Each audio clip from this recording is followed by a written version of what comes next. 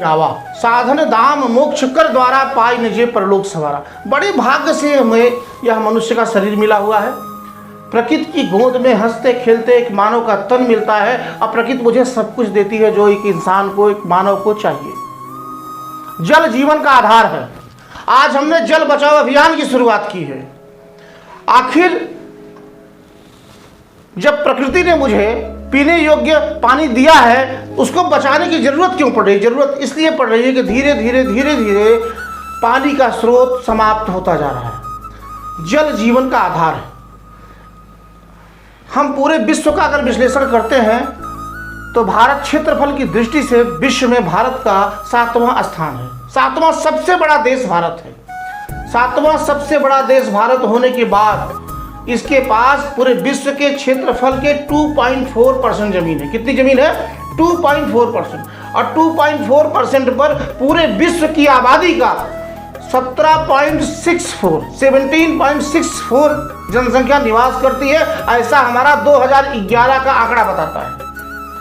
2011 के आंकड़े पर को हम देखते हैं, हम विश्लेषण करते हैं तो हम पाते हैं कि 2.4% जमीन पर 17.5% जनसंख्या निवास कर रही है।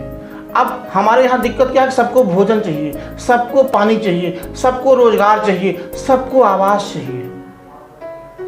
अगर हम अपनी आदतों में बदलाव नहीं लाएंगे तो सरकार से कितनी अपेक्षा करेंगे, कहां से मिलेगा?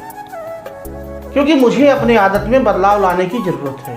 अब आप देखिए, हमारे पास जल के जो स्रोत हैं, चाहे वो तरल रूप में हो, नदी, झरना, कुआं, तालाब, यहाँ से, चाहे वाष्प के रूप में जो हमारे यहाँ से जाते हैं और बादल से आते हैं उस रूप में हो, चाहे पर्वतों पर जो बर्फ के रूप में है वो पिघल करके नदियों में आते हैं वो, चाहे भूगर्भ के साधन हो, किसी भी साधनों को देखते हैं तो धीरे धीरे उनमें कमी आ रही है। हमारा जो संसाधन है उसमें कमी आ रही। क्यों आ रही? हम उसका अत्यधिक दोहन कर रहे हैं। जबकि भारत कृषि प्रधान देश है। कृषि ही हमारी अर्थव्यवस्था की मूल आधार है और उसके बाद कृषि तभी अच्छी होगी जब उनको समय से क्या मिले? जल प्रबंधन हमारा समय से हो, जल उनको समय से मिले। लेकिन आज हम देखते हैं अगर वर्षा पर निर्भर है तो वर्षा का भी असमान वितरण है। कभी कहीं हो रही है, कहीं नहीं हो रही है। नदियों में भी पानी का असमान वितरण होता जा रहा है क्योंकि नदियां सूखती जा रही हैं। सारे उद्योग धंधे मेरे उसी पर निर्भर हैं। आज बड़े बड़े शहरों के सारे सीवर लाइन से लेकर के उद्योगों के जो भी चीज़ें हैं, गंदगी है, सब हम उसको नदियों से जोड़ दिए। और 2050 तक वैज्ञानिकों का मानना है अंतर्राष्ट्रीय स्तर पर कि पानी की कमी हो जाएगी, पीने योग्य पानी नहीं मिलेगा। प्रकृति ने हमको जल दिया था फ्री में, मुफ्त में, उसके लिए कोई पैसा नहीं अदा करना था। लेकिन आज ऐसी स्थिति आ गई कि हम उसको बोतल में खरीदते हैं, 20 रुपए का बोतल में खरीदते हैं। अब समस्या ये है कि अगर हम खरीद करके पी रहे हैं, आज खरीदने पर मिल रहा है, कल मेरे आने वाली पीढ़ी को खरीदने के बाद भी ना मिले तो बहुत बड़ा संकट होगा, बहुत बड़ी दिक्कत होगी। इसलिए हमको जल बचाओ अभियान के साथ जुड़ना पड़ेगा, उस पर मुझे काम करना पड़ेगा, एक एक व्यक्ति को जुड़ना पड़ेगा।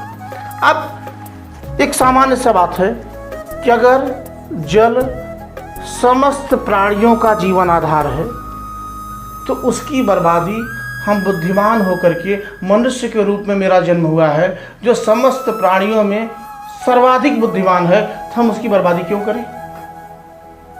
संस्कृत में एक श्लोक है कि ऐसाम न विद्या न तपो न दानम ज्ञानम न शीलम न गुणो न धर्म अते मृत्यु लोके भूय भार होता मनुष्य रूपेण मृगाशरन्ति।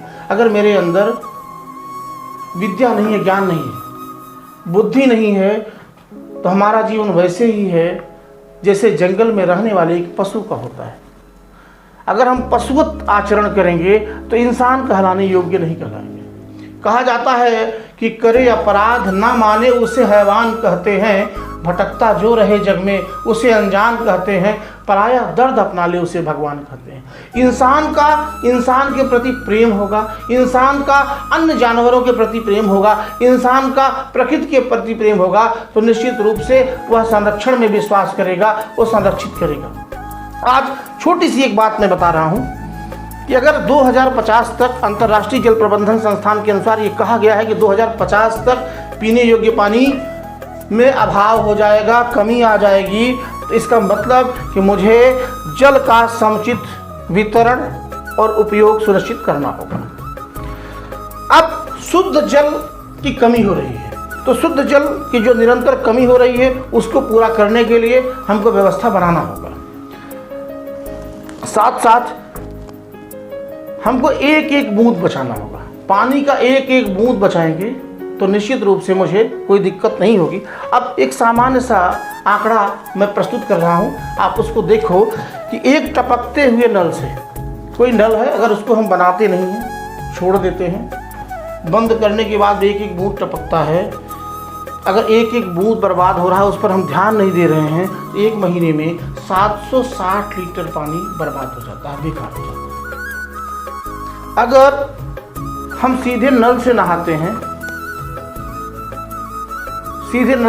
तो 90 लीटर पानी का खर्चा आता है उसमें सामान्य ढंग से। अगर कभी कभी हाथ धुलते समय हाथ धोने के बाद हमने नल को ठीक से नहीं बंद किया तो 1 मिनट में 30 बूंद पानी उससे टपकता है और साल भर में 46,000 लीटर पानी की बर्बादी होती है। तो ऐसे में हमको आपको इस पर गहन चिंतन करना चाहिए, गहन विचार करना चाहिए और इसके लिए जन जागरण पैदा करना होगा, कुशल प्रबंधन की व्यवस्था करनी होगी और प्रबंधन की जो भी क्रियाकलाप होंगे उसको जन सामान्य तक पहुंचाना होगा, पर्यावरण को संरक्षित करना होगा और पानी के दुरुपयोग को बचाना होगा, जल को प्रदूषित होने से बचाना होगा। अभी हमने अंडमान निकोबार द्वीप समूह से शुरुआत की है जल, जंगल और समाज बचाओ अभियान की।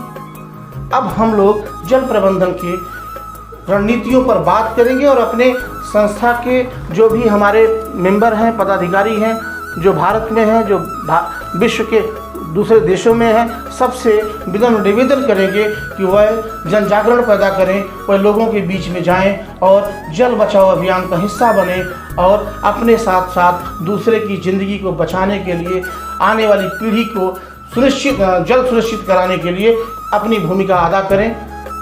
जय हिंद।